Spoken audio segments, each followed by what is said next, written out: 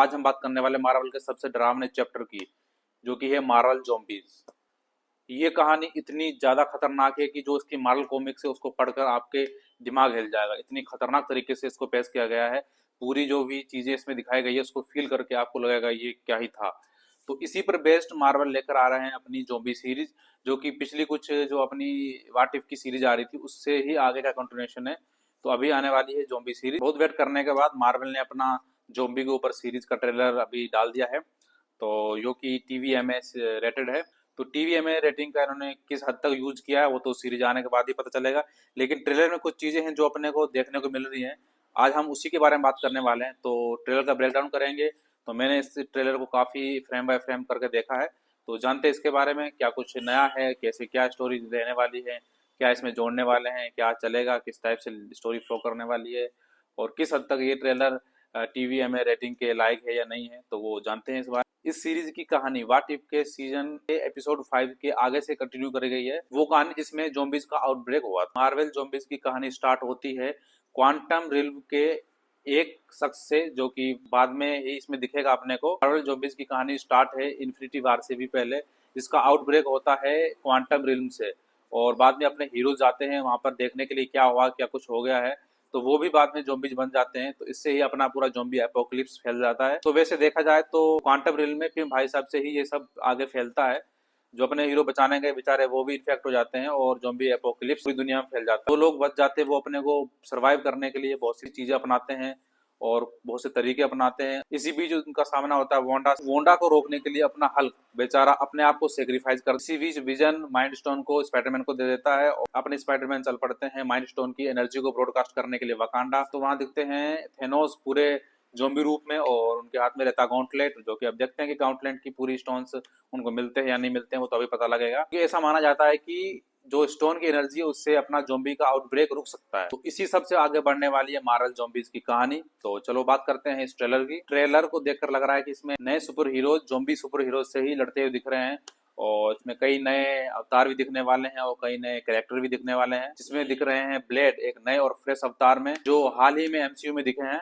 इसमें वो खोन्सू के अवतार मून नाइट में दिख रहे हैं। साथ में उनके पास है वेम्पायर वाली पावर, मतलब वेम्पायर तो है ही पहले से, और ऊपर से गोड खोन्सू वाली पावर।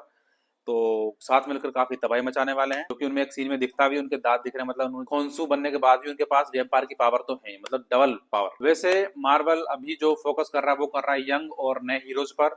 तो ये अच्छी बात भी है, क्योंकि अब अपने पुराने हीरोज तो रिटायर होने वाले हैं, और अभी जो भी है जनरेशन नई जनरेशन आएगी तो नए लोगों पर मार्वल ध्यान दे रहा है। तो आगे और बात करते हैं इस ट्रेलर के बारे में। ट्रेलर की शुरुआत होती है एक एरो से, जो कि किसी जोम्बी के सर में लगता है। तो ऐसा देख के लग रहा है कि ये एरो शायद अपने होकाई ने चलाया हो।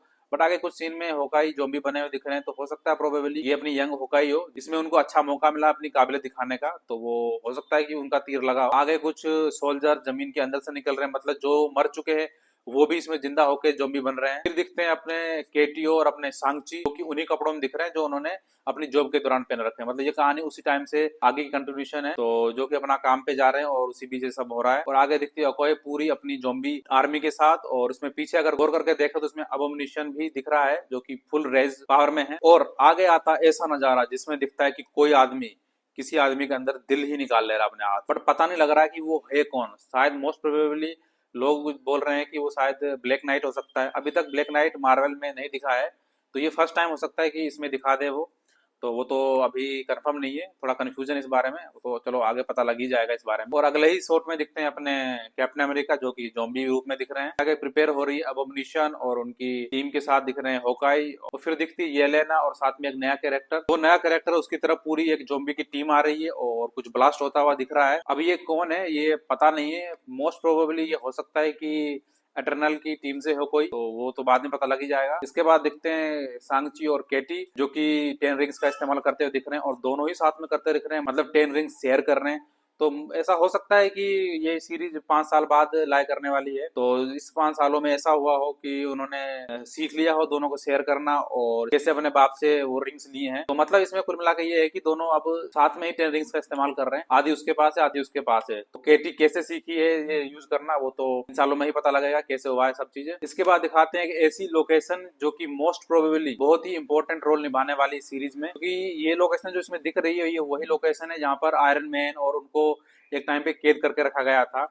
और उसी बीच में काफी हीरो लड़ते हुए दिख रहे हैं, काफी ज़ॉम्बीज है उसके अंदर। और इसी बीच वहाँ पानी दिखता है। और पानी क्यों दिख रहा है? क्योंकि इसमें है अपने नेमोर, वो भी खतरनाक रोल में और बहुत ही ज्यादा खतरनाक तरीके से दिखाया गया है इनको। और उनके सामने है रेड गार्डियन, येलेना और कमाला खान भी दिखी, और साथ में खड़े हैं ब्लेड। फिर इसमें एक सीन दिखाते हैं जिसमें एक लड़की नेमोर के ऊपर गोली चलाते हुए दिखती है। फिर जो उस लड़की के साथ होता है बहुत ही खतरनाक, फिर ज़ॉम्बी नेमोर उसके 2 टुकड़े कर देता है। और आगे दिखते हैं अपने को ज़ॉम्बी दादा, जो कि फुल फॉर्म में है और फुल ज़ॉम्बी बने हुए हैं। और साथ में ले रखे इन्होंने इन्फिनिटी स्टोन, जो कि अपने को दिखे थे व्हाट इफ के लास्ट के सीजन में। और इसके बाद जो अगला शॉट है वो ज़ॉम्बी सीरीज के लिए बहुत ही इंपॉर्टेंट है, जहां स्कॉट लैंग का सर अपने अपने डॉक्टर स्ट्रेंज के क्लोक के साथ, और ब्लैक पैंथर जिसमें दिखाया गया एक टांग नहीं उनकी।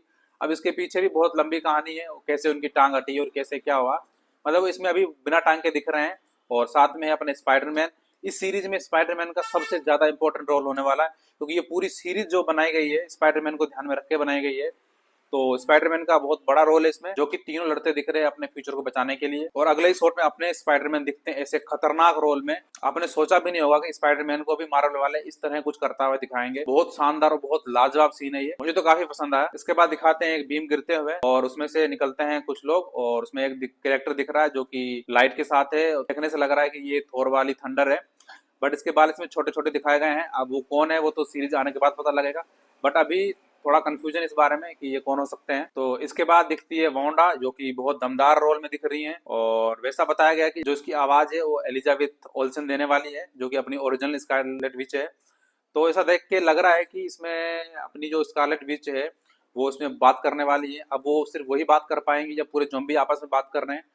तो मुझे ऐसा लग रहा है कि सिर्फ ये अपनी वांडा ही बात कर पाएंगी इसके अंदर, जो कि ज़ॉम्बी में एकमात्र रहेगी। और जो इसमें सीन दिखाया गया उस सीन में सामने खड़े हैं कोई कैरेक्टर जिसके पीछे बिजली कड़क रही है और साथ में लंबे लंबे बाल है। अब ये थोर है या पीछे जो दिखाया गया था बिना बाल छोटे छोटे बालों में जो बिजली वाला, वो कैरेक्टर कौन सा है तो ये तो अब सीरीज के बाद पता लगेगा। बट हो सकता है कि इसमें से कोई एक थोर हो। और अगले ही शॉट में गिरती है एक बीम, जो कि धमाके के साथ गिरती है। और दिखते हैं अपने ब्लेड को इस सीरीज में क्या ही दमदार रोल में लेके आए हैं मार्वल वाले। देखते हैं कि इसके ऊपर कोई अलग से कोई मूवी आती है या नहीं आती है। वैसे मूवी लानी चाहिए। इसमें एक सीन है जिसमें अपन देख सकते हैं कि अपना जो ब्लेड है वो तलवार से दिखता है और उसमें खोंसों का चेहरा दिखाई दे, जो कि बहुत ही सही लग रहा है। और आगे चलकर देखो सीन आता है जिसमें ब्लेड और घोस्ट लड़ते हुए दिखाई दे रहे हैं। इस तरह की फाइट उनको जो मूवी आई थी थंडरबोल्ट में दिखाना चाहिए था घोस्ट, बट उसमें ऐसा नहीं दिखाया, क्योंकि इसमें ब्लेड और घोस्ट की जो फाइट दिखाई गई है बेहद ही शानदार और बहुत ही एपिक। आगे फिर अपने रेड गार्डियन चचा, जो साथ में 2 बच्चियां येलेना और कमाला खान। पहले ये सीरीज मूवी की तरह आने वाली थी, जैसे एनिमेटेड मूवी लेके बना देते हैं, बट इसमें हुआ ऐसा कि जो स्पाइडरमैन है उसके राइट्स सोनी के पास है, और सोनी का ये करारनामा है कि मार्वल वाले इसको 20 मिनट से ज्यादा नहीं दिखा सकते किसी मूवी में,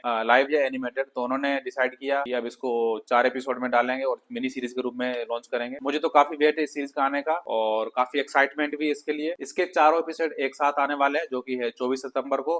तो मोस्ट प्रोबेबली ऐसा है कि 25 को इंडिया में देखने को मिले। तो देखते हैं सीरीज के बारे में कैसा क्या रहता है। तो आपको कैसा लगा मेरा ब्रेकडाउन, तो मुझे कमेंट करके बताएं, और वीडियो को सब्सक्राइब जरूर कर लें, लाइक करें, शेयर करें। बहुत बहुत धन्यवाद। मिलते हैं अगली वीडियो में, तब तक के लिए बाय।